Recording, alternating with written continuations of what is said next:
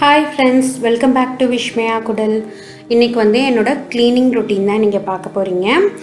இந்த வீடியோ நான் அப்லோட் பண்ணுறதுக்கு ஒரு ரீசன் இருக்குது.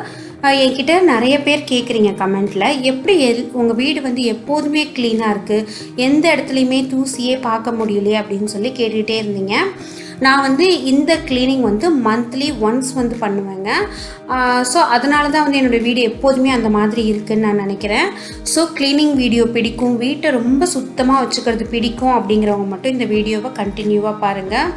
இல்லை எனக்கு க்ளீனிங்லாம் பெரிய இன்ட்ரெஸ்ட் இல்லை அப்படிங்கிறவங்க இப்போயே ஸ்கிப் பண்ணுவீங்க, ஏன்னா உங்களுக்கு போர் அடிக்க சான்ஸ் இருக்குது.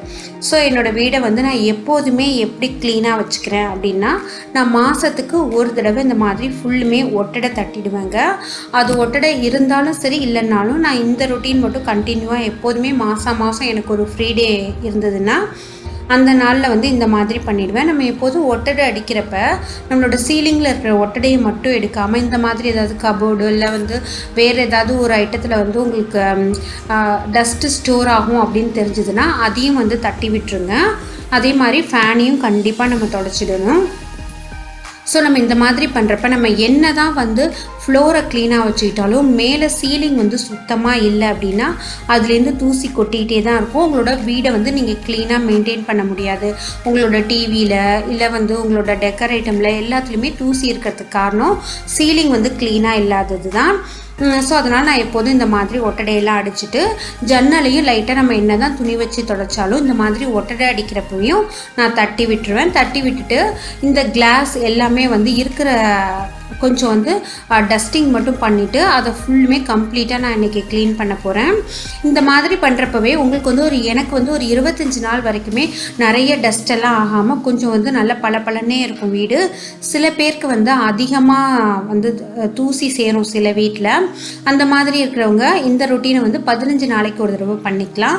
நம்ம 15 நாளைக்கு ஒரு தடவை பண்ணுறப்ப நமக்கு ரொம்ப ஈஸியாக இருக்கும். அது நீங்கள் எல்லாத்தையும் சேர்த்து வச்சுட்டு பண்ணால் தான் வீடு க்ளீனிங் அப்படிங்கிறது ரொம்ப மழப்பான வேலையாக இருக்கும். மற்றபடி இந்த மாதிரி பண்ணுறப்ப வீடு க்ளீனிங் ரொம்ப ரொம்ப ஈஸியாக இருக்கும். ஸோ நான் எல்லா திங்ஸையுமே எடுத்து கீழே வச்சுட்டு அதை டஸ்டிங் மட்டும் பண்ணிவிட்டு நல்லா கோலின் ஊற்றி துடைக்க போகிறேன் கம்ப்ளீட்டாக ஒரு வெட் கிளாத் வச்சு. சப்போஸ் நீங்கள் இது வரைக்கும் இந்த மாதிரி ஃபாலோ பண்ணலை அப்படின்னா இந்த மாதிரி ட்ரை பண்ணி பாருங்கள்.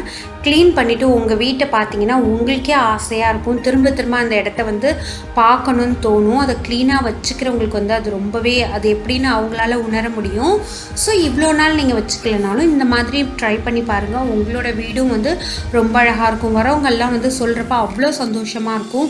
வீடை இவ்வளோ க்ளீனாக வச்சுருக்கீங்களே அப்படின்னு சொல்கிறப்ப கேட்கவே ரொம்ப சந்தோஷமாக இருக்கும். இப்போ இந்த கிளாஸ்லலாம் நான் கோலின் ஊற்றி தொடச்சிடுறேன். அதே மாதிரி இந்த கபோர்ட்லேயும் நான் கம்ப்ளீட்டாக கோலின் ஊற்றி அதை எல்லாமே தொடச்சிட்டேன்னா அந்த ஒயிட் கலராக இருக்கிறது ரொம்ப பிரைட்டாக வீடே புதுசு மாதிரி ரொம்ப அழகாக இருக்கும்.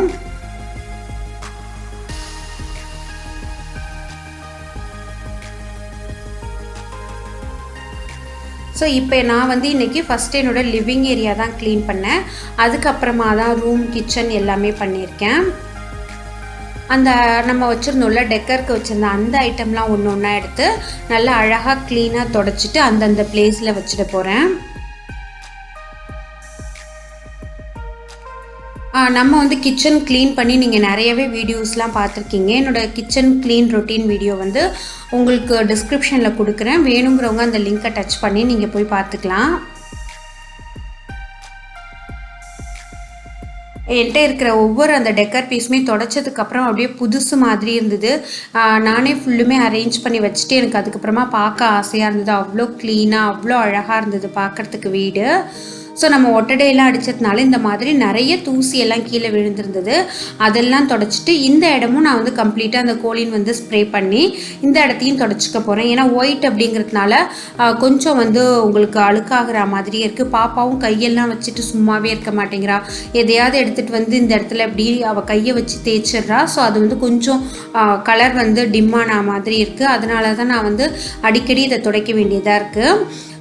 ஸோ இப்போ பார்த்தீங்கன்னா இந்த இடமே நல்லா க்ளீனாக ஆகிடுச்சு. அடுத்தது நம்ம ஒட்டடை அடித்ததுனால என்னோடய சோஃபாவையும் நான் லைட்டாக தொடச்சிக்க போகிறேன்.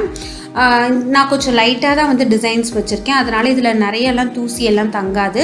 ஸோ லைட்டாக தொடச்சிட்டு என்னோட அந்த சோஃபா குஷனை வந்து தட்டி போட்டுட்டேன்னா கரெக்டாகிடும். அடுத்தது ஃப்ரிட்ஜுக்கு மேலே வச்சுருக்கிற கொஞ்சம் ஐட்டம்ஸ்லாம் எடுத்து அந்த இடத்துலையும் நான் நல்லா டஸ்டிங் பண்ணிவிட்டு, அடுத்தது ஸ்விட்ச் போர்டும் இந்த மாதிரி நம்ம க்ளீனிங் ஒர்க் வச்சுக்கிறப்ப எப்போதுமே ஸ்விட்ச் போர்டையும் நம்ம க்ளீன் பண்ணிட்டோம்னா நல்லா பார்க்குறதுக்கே ரொம்ப நீட்டாக இருக்கும். ஸோ இப்போ பார்த்தீங்கன்னா ஃப்ரிட்ஜுக்கும் மேலேயும் வந்து நல்லா க்ளீனாக ஆகிடுச்சு.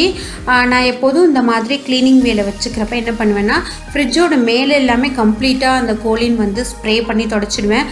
ஸோ ஃப்ரிட்ஜ் வந்து பார்க்குறதுக்கு புதுசு மாதிரி ரொம்ப ஷைனிங்காக இருக்கும்.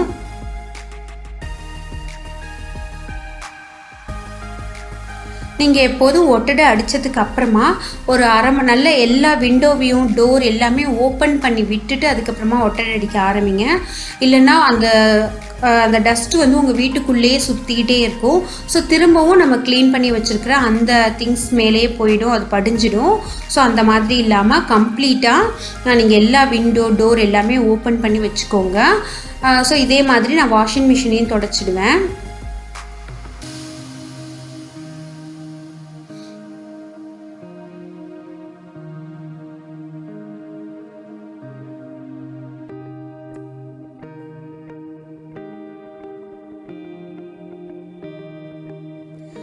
நம்ம எப்போதுமே வந்து வீடை க்ளீன் பண்ணுறோம் அப்படின்னா ஒட்டடை மட்டும் அடிப்போம், வீட்டெல்லாம் நல்லா கூட்டுவோம், அதுக்கப்புறமா மாப் போடுவோம், இது மட்டும் தான் பண்ணுவோம். ஆனால் இந்த மாதிரி ஐட்டத்தெல்லாம் நம்ம துடைக்கிறப்ப நம்ம வந்து எல்லா திங்ஸுமே புதுசாக வாங்கினா மாதிரி இருக்கும். நம்ம வீட்டுக்குள்ளே வரப்பவும் ரொம்ப புதுசாக ஃபீல் பண்ணுவோம்.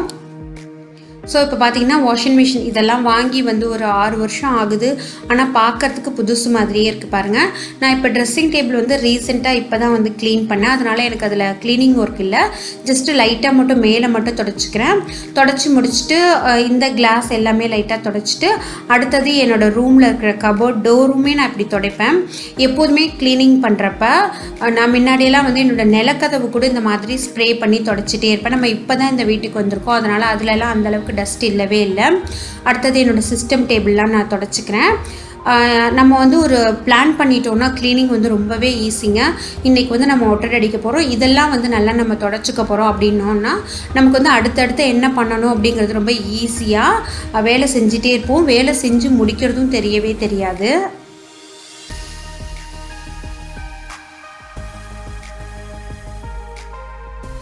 என்கிட்ட சில பேர் கேட்குறீங்க, வீட்டில் வந்து சர்வெண்ட் வச்சுருக்கீங்களா அப்படின்னு சொல்லிட்டு. இல்லைங்க, எங்கள் வீட்டில் எல்லா வேலையுமே நான் தான் பார்க்குறேன். எனக்கு அது ரொம்ப பிடிச்சும் இருக்குது. வீட்டில் வந்து சும்மா உட்காந்துருந்தா எனக்கு அந்தளவுக்கு அது பிடிக்கலை. என்னோடய வேலைகள் என்னோடய வீட்டில் இருக்கிற எல்லா வேலையுமே நானே பண்ணுறப்ப எனக்கு ரொம்ப சந்தோஷமாக இருக்குது. அதனால நான் எந்த சர்வெண்ட்டும் வைக்கலை. ஃப்யூச்சரில் தேவை, நம்ம ரொம்ப பிஸி ஆகிட்டோம் அப்படின்னா அப்போ வேணால் பார்த்துக்கலாம் அப்படின்னு சொல்லி விட்டுருக்கேன். இது வந்து என்னோடய சாமி வச்சுருக்கிற அந்த கபோர்டு, அதையும் நான் தொடச்சிக்கிறேன்.